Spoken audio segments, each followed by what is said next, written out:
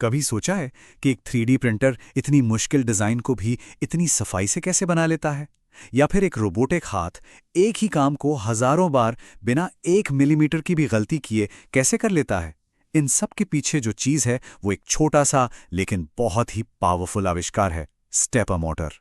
तो चलिए आज हम इन्हीं छिपे हुए हीरोज़ के बारे में जानते हैं जो हमारी मॉडर्न दुनिया को इतनी सटीकता से चला रहे हैं।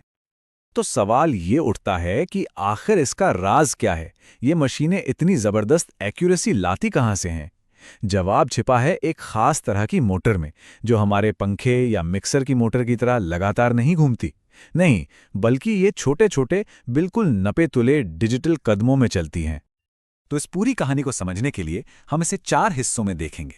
पहले तो ये स्टेप बाय स्टेप मोशन आखिर है क्या चीज़। फिर हम देखेंगे कि मोटर के अंदर ऐसा क्या खास है जो इसे इतना सटीक बनाता है। इसके बाद समझेंगे कि ये पूरा सिस्टम काम कैसे करता है, इसका इलेक्ट्रिक डांस। और आखिर में देखेंगे कि ये टेक्नोलॉजी असल में हमारी दुनिया पर क्या असर डाल रही है। तो चलिए शुरू करते हैं। अच्छा, मोटर के अंदर क्या है, ये देखने से पहले ना हमें इसकी सबसे बेसिक चीज को समझना होगा। वो एक चीज जो इसे सबसे अलग बनाती है, और वो सब कुछ है कदमों के बारे में।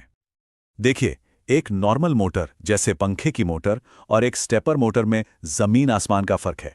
पंखे की मोटर का क्या है, आपने स्विच ऑन किया और वो बस घूमती रहती है लगातार, है ना। लेकिन एक स्टेपर मोटर वो बिल्कुल अलग है। वो छोटे छोटे एकदम नपे तुले कदमों में चलती है। इसका सबसे अच्छा उदाहरण है घड़ी की सेकंड वाली सुई, टिक टिक टिक, बिल्कुल वैसे ही।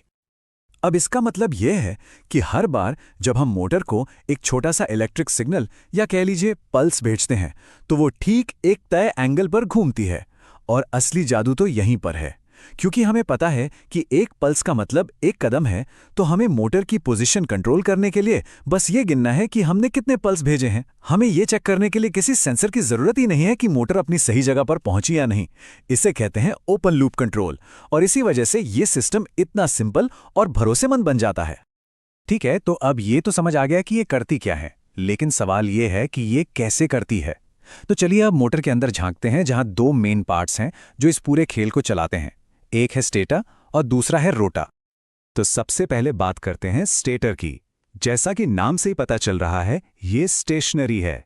मतलब ये मोटर का वो हिस्सा है जो अपनी जगह पे स्थिर रहता है। इसे इस पूरे सिस्टम का पावर हाउस भी कह सकते हैं। इसमें तारों के कॉइल्स के कई ग्रुप होते हैं जो दांतों जैसी चीजों के चारों ओर लिपटे होते हैं, जिन्हें पोल्स कहते हैं। जब हम इनमें से किसी एक कॉइल में करंट दौड़ाते हैं तो वो एक इलेक्ट्रोमैग्नेट बन जाता है और एक पावरफुल मैग्नेटिक फील्ड बनाता है। इसका पूरा डिजाइन ही मैग्नेटिक फील्ड को एकदम सटीक तरीके से कंट्रोल करने के लिए है। और फिर मोटर के बीचों बीच है रोटर। इसे मोटर का दिल कह सकते हैं। यह वो हिस्सा है जो असल में घूमता है। इसका काम है स्टेटर की मैग्नेटिक फील्ड पर रिएक्ट करना।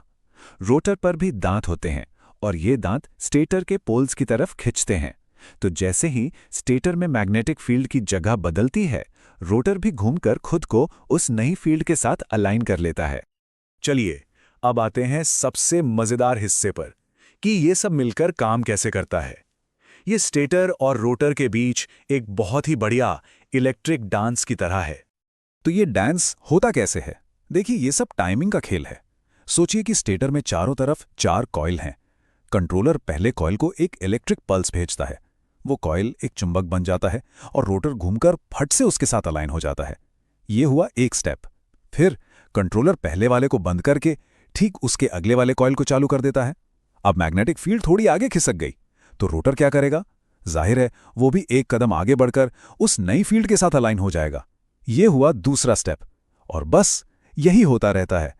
एक के बाद एक कॉइल को ऑन ऑफ करके हम रोटर को एक एक कदम आगे बढ़ाते रहते हैं।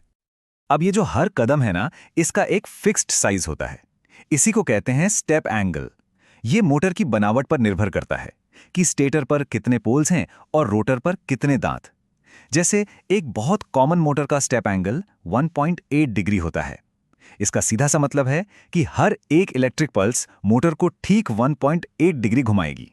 और जाहिर सी बात है, ये एंगल जितना छोटा होगा, कंट्रोल उतना ही ज्यादा सटीक होगा। इसको ऐसे भी समझ सकते हैं, कई स्टेपर मोटर्स को एक पूरा चक्कर यानी 360 डिग्री घूमने में 200 कदम लगते हैं। हिसाब लगाएं तो हर कदम हुआ 1.8 डिग्री का। लेकिन कुछ मोटर्स तो ऐसी भी होती हैं जो एक चक्कर में हजारों कदम ले सकती हैं। सोचिए कितना बारीक कंट्रोल होगा। और बस इसीलिए ये उन कामों के लिए परफेक्ट हैं जहां जरा सी भी चूक की गुंजाइश नहीं होती। तो ठीक है, हमने ये तो समझ लिया कि ये मोटर कितनी सटीक है, पर इसका असल दुनिया में क्या काम है? ये क्यों इतनी जरूरी है?